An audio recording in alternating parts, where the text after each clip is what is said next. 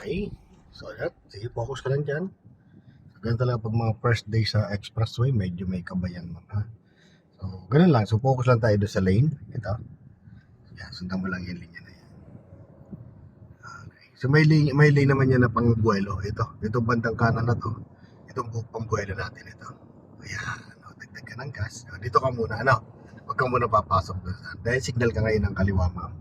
Tapos, tingin ka muna sa kaliwa. Diba? Laki ng truck. So, slow down ka lang muna. At yung mga sasakyan sa kaliwa mo, mabilis. Okay, sige ka pang liwanan.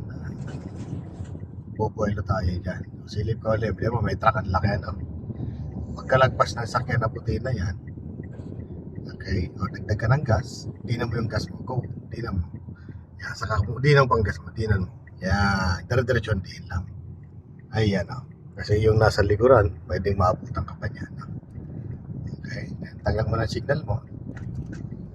Very good. So, focus ka lang sa lane. Kailangan yung posisyon ng sakyan mo. Kailangan nakadiretso po sa gitna niya, ano? Pagramdam mo naman na pupunta sa kanan, so, dali mo na konting kaliwa. Then, sa kapag nakita ang pantay na gitna, maribela.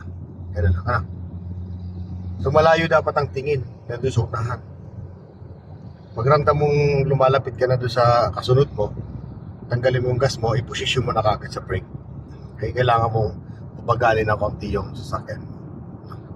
Pag medyo malayo naman nasa unahan mo, so dagdag ka lang gas. Pero, tingnan mo yung speed limit. Okay? 80. Ang mga speed limit dito, 80, 100. Okay? So, slow down ka pa. Signal ka po ng kanan. Okay, tapos, tingin ka dito sa kanan side mirror. Wala naman. So, posisyon ka dito sa kanan. So, dagdag ka ng gas. Go. Kasi pa-exit na tayo dito sa kalsada na Santa Rosa. Yan. So, maintain mo na yung distansya dyan. Yan. Nakita mo yung nasa unahan na yan, yung nag-exit, pakanan. O, doon din tayo na ba? Okay. Yan. So, papagalan mo lang. Okay, kailangan kontrolado natin yung sakyan dito. Kasi mula sa mabilis ka, tapos pababagalin mo, so kailangan makontrol mo kasi yung posisyon ng sakyan mo. Okay. Kailangan makontrol mo na hindi ka pupunta sa kabilang lane. Okay? Kasi kung may kasabay ka, gaya yan sa kabilang lane na mayroon siya, no? So, dito ka lang muna. So, pag malapit ka na sa ganitong, okay, yung mga toll gate na yan. So, kung saan ka nakaposisyon, dyan ka na lang. No? Yan, diretso.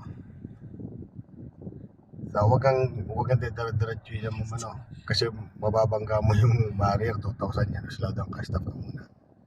Okay, hanggang tumaas siya. Yan, tumaas na. Okay, diretso ka. Kasi once na nabangga natin yun, so may violation yun. Okay. So, 2,000 po. Tapos may kaso pa pa.